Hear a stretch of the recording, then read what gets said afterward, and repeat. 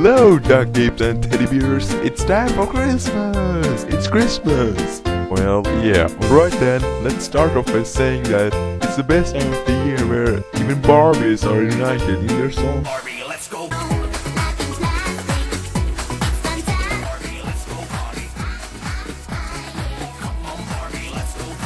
And even Justin Bieber has a good Christmas song.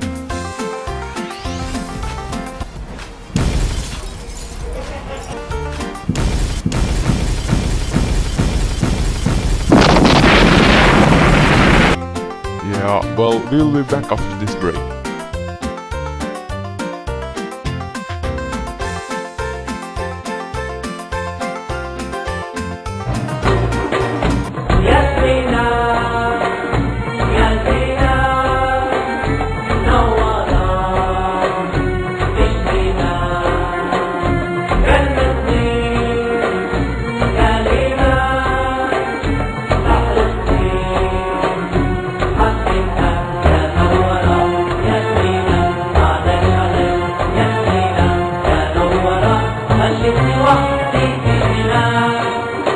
Buy your fish spinner today.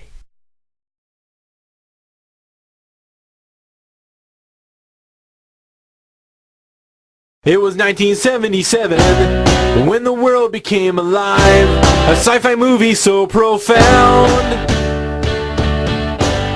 Then 20 long years later, it all became a lie when they changed it all around. Han stepped on Jabba's tail. The old versions are for sale. Now as I, a rubber dude, is going to celebrate Christmas.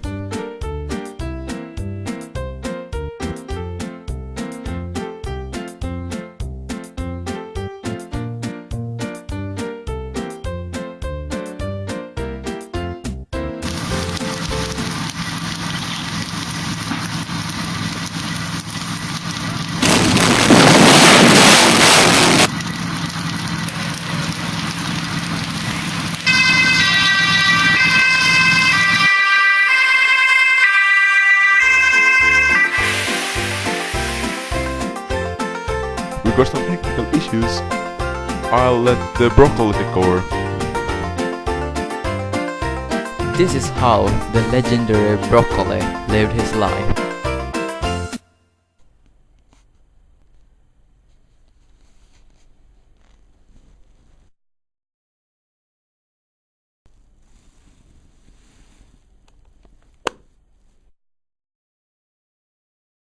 Hi, this is my story of coming to destiny.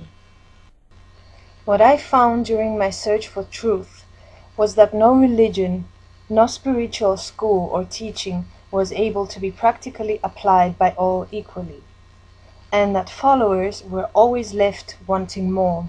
The search would never end. I studied most religions, read many different books about who we are and how we're supposed to evolve. I was involved in spirituality and ascension schools, searching for the ultimate truth, the ultimate answer to this world out of which I could make no sense. There must be something more to it, I was telling myself. I wanted to understand. I wanted to change the world. I wanted to become a better person.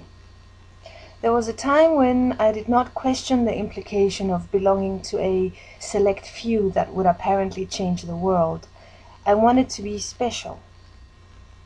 Yet with the time and with no actual answers, I began to wonder, and I asked myself, why is it that although so many apparent masters are on earth, sharing their teachings and prayers, nothing has actually ever changed in this world? Why is it that children are being raped, innocent people abused, murdered? Why is it that spitefulness and manipulation has become the very nature of our being, starting from a very young age within our own families? How can self-interest be more valued than life itself? Why is it that half of the world is starving when there's more than enough food for everyone on earth? How can God exist and allow this to take place? Why isn't anyone really doing anything substantial about it all? And what can I possibly do? And how come I am not even able to live in trust within my own family? How come nobody is listening to anyone but themselves? How come we live by beliefs which we haven't even proven to ourselves, yet we fight and kill in the name of our beliefs? Is this life? Can anyone be trusted?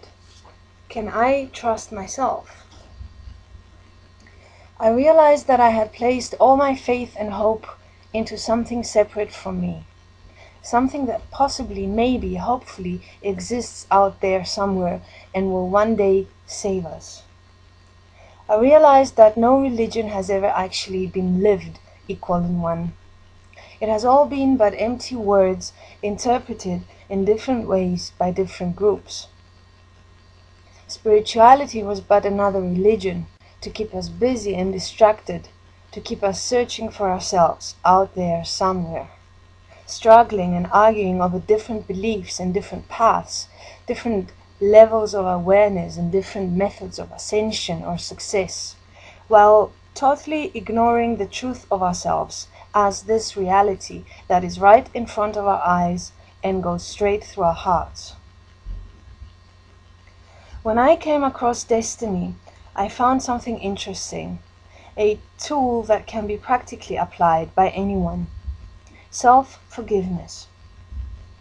I had read about forgiveness before, always in religious or spiritual or philosophical context, and I'd noticed that those that spoke of forgiveness never applied it, in fact, to a full extent, in the realization that this world exists as it does because we are what we have become. This tool now presented a practical, self-directive approach to reality: self-forgiveness. I had never heard of or applied self-forgiveness before, and so I gave it a try. I began to write myself out. I looked at where I stand, and I saw that I was not able to trust anything in my life. Not my family, not my job, not the future, not any relationship, not the welfare system, nothing at all. I couldn't even trust myself. My perception of reality was all the time changing within my mind, according to the philosophical or spiritual points of view I was following. Yet, who was I within all that? And why has nothing actually really changed in my life? I looked at my life and I saw how I became who I am through my own acceptance and allowance, how I followed other people's logic to define myself by, how I developed defense mechanisms to ensure my survival, how I isolated myself, how I existed in hope and despair at the same time because I had allowed myself defeat. That's life, and you've got to accept that. Hell no, I was not willing to accept that anymore. I began to realize that I had never actually lived. Instead, just like everyone else, I was busy existing through knowledge and information passed on to me by others, applying self-management tools presented to me by the system, family, education, culture, religion, money, so that I can survive and consider myself lucky. Although I opposed and hated the system, I was still busy trying to be accepted, to fit in somewhere, somehow. I was suppressing myself and denying common sense in order to fulfill the standards of the conditions into which I was born.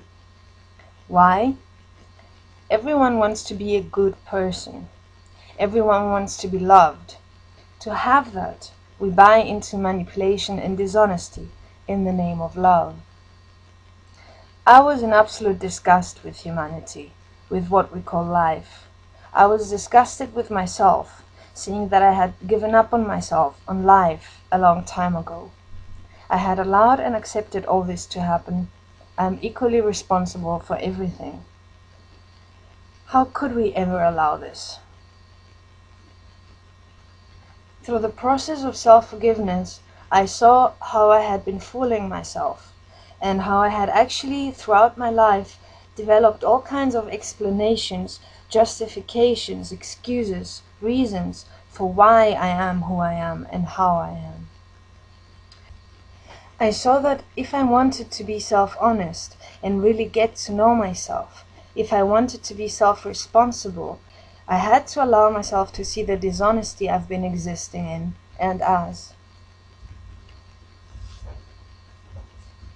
The past is what reveals to us how we've been conditioned and how we created the reality we are facing, ourselves and our world. I saw that if I don't stop existing out of my suitcase and actually change myself completely in all ways, I would be creating my future out of conclusions and definitions of the past, never changing, never breaking free. If I can forgive myself, I set myself free. I am not subject to anyone else's ability or inability to forgive me. I don't wait, I move.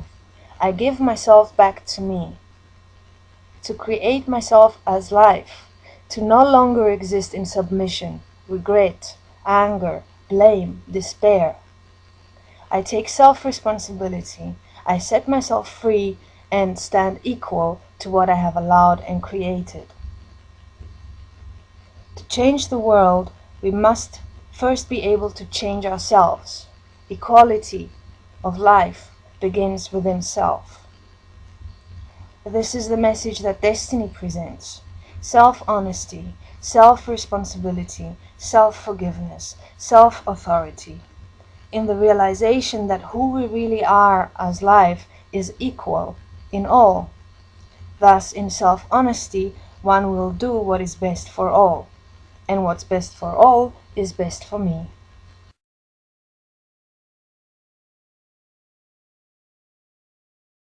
When all are equal as creators, power cannot exist, abuse cannot exist, greed cannot exist.